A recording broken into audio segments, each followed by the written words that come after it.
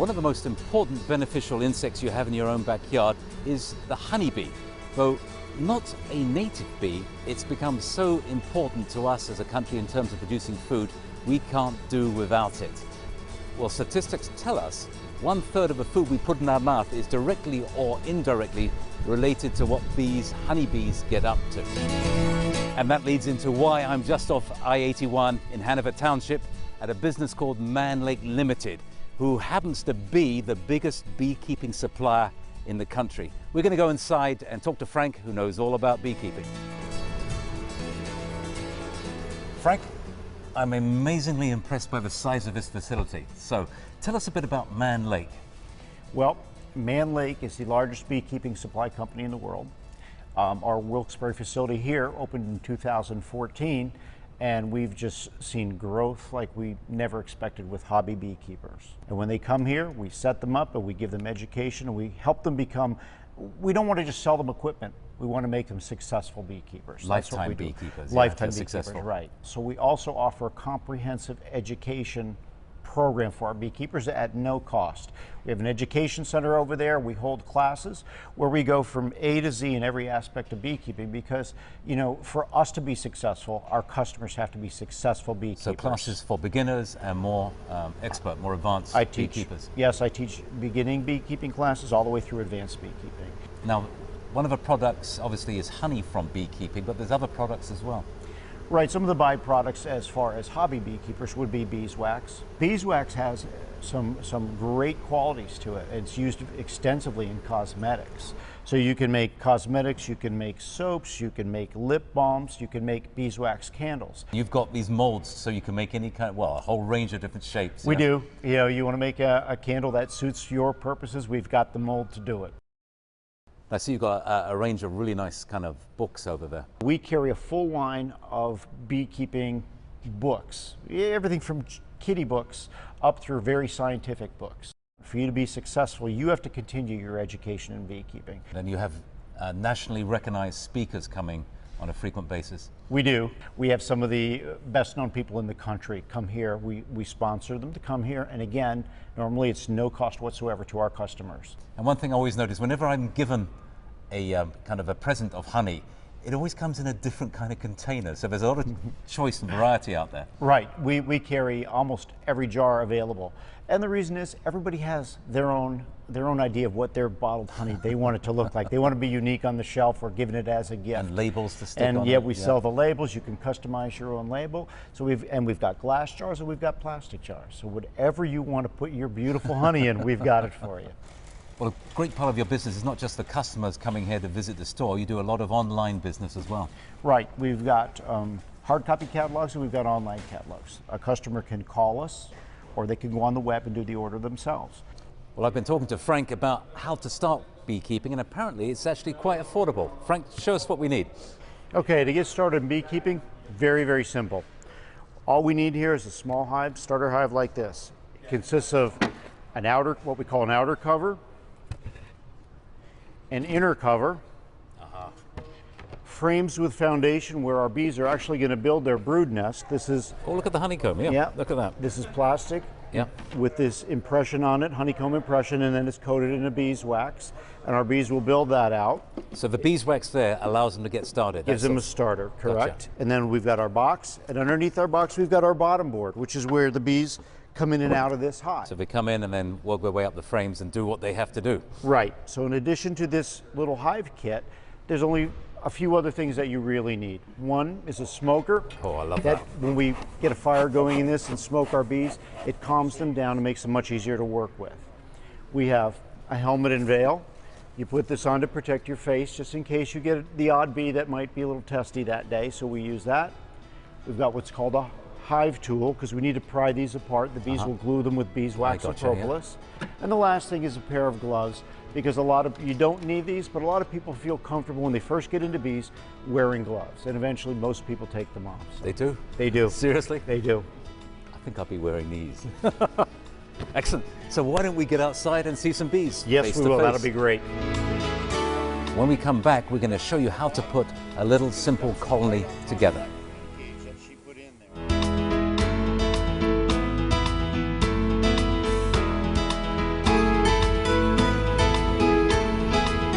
Well, as you can see, we've come outside and we're all kitted up.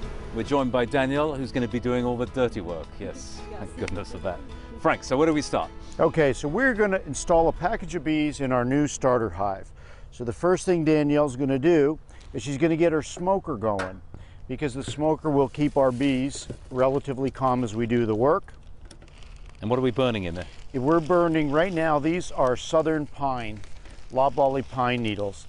Once she gets that, she's puffing it to get that going. Yeah. It's giving off a nice, thick, cool smoke. So what Danielle's going to do at the moment, she's going to remove several frames from this hive. This was a hive that died out over the winter, so we're just repopulating it. I got it. So you don't have to clean it or anything like that? Nope, there was no sign of disease, so it's perfectly fine to reuse.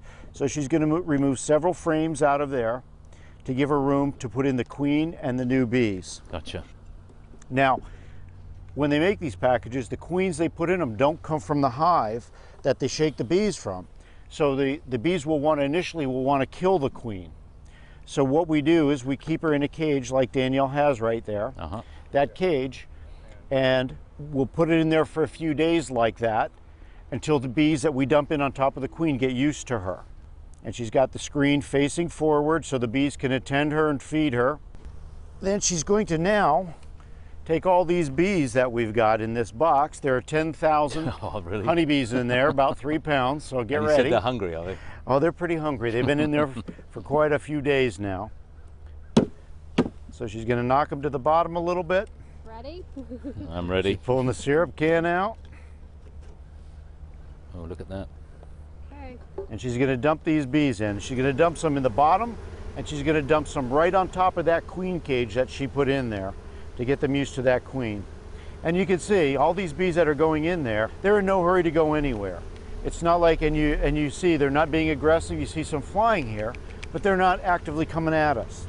They're a little disoriented because they don't know where they are at the moment. These came all the way from California. So she'll put that box down there because there's some bees left in it, and they'll gradually find their way out and then they'll go into this hive. Now she's going to replace the frame she took out. Well, listen to that noise. Isn't that a beautiful hum? And that's all beautiful beeswax on here. Exactly. So when would you harvest the beeswax? You know, well, the bees, we don't take this beeswax because this is from the brood nest. Yeah. The wax we take would be the cappings that we cut off of our comb that we use for extracting honey. So she's going to get those frames back in. Sometimes you can get them all back in, sometimes you can't with the queen cage, but it looks like she's going to get them all in there. So they form their wax almost anywhere on the frame if they can, yeah? Yep. So now that was all there was to it. Now she's going to close it up, put the covers back on. And if you notice, Danielle's wearing no gloves. I've got no gloves on. Neither one of us has been stung or attacked. You've got no gloves, Paul. Yeah. But I'm wearing black, so I'm a bit, oh, you're wearing black as well, so you get it first. Yeah. And the last thing Danielle's going to do, because this colony is very small, she's going to give them some syrup. So she's going to feed them, and that sugar syrup solution will be enough for those bees to start, making more wax if they need it, filling comb to store honey for when the queen eventually starts to raise brood. Excellent. So that's a mixture, you're saying, of fructose, sucrose, or was it? Right, this one was a mixture of sugars, but you normally just use straight sucrose. That's perfectly fine. Easily done, Yep. So all these ones that are still in the cage are going to be, they're not going to go too far because they're kind of like homing in on this? Right, they don't know where they are, they're disoriented, they don't know their home. So by putting this very close to there, these bees that went in the hive will come to the entrance. I don't know if they're doing it yet. Oh, a few of them are. They're raising their abdomen in the air and fanning, giving off a pheromone, saying, here's where we live. These bees will now follow them in there from that pheromone. And what we're seeing here, Frank, is just kind of the retail side, but your business, Mann Lake, has this incredible commercial side as well. Tell us a bit about commercial beekeeping. Commercial beekeeping, that's where the majority of our food supply comes from. 1 out of every 3 bites of food we consume comes from honeybees. Well, we're in a society of monoculture crops where we have hundreds or thousands of acres of the same crop. Almonds are a perfect example. The only thing that can pollinate those are honeybees. So every spring, the beekeepers around the country load their bees on trucks, they ship them to California, and they do that pollination. When they're done, they head out back to their home ranges to do their local pollination. But see, the almond tree is only in flower maybe for 2 weeks, so you've got to have the bees available then. As the crops start flowering? the bees move along with them, I take it. Right, so when almond pollination is over, East Coast beekeepers will probably move their bees back to, say, Florida, maybe do citrus. They'll come up through the Carolinas and do the cucumbids, the cucumbers, the melons. They'll come into Pennsylvania, they'll do apples, they'll go to New Jersey and do cranberries, blueberries.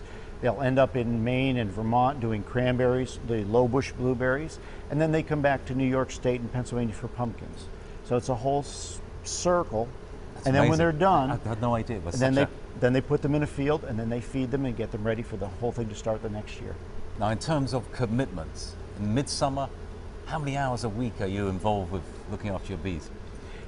There's not a lot of work to beekeeping, to be honest with you. It's mostly knowledge. That's probably why it's getting unpopular. That's right, yeah. because you can go into a hive maybe once a week. All you do is check the status of that hive. If there's nothing that needs to be done, you're in and out in a couple of minutes. Whereas if it's time to either add honey supers or take honey supers off, then you might spend an hour or so in there. Well, I have to say, that was a lot of fun, and I have to say it's remarkably relaxing.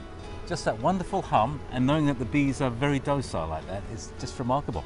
Great. We're glad you had a great time, and we'd like to encourage anybody that's interested in beekeeping, come down and see us.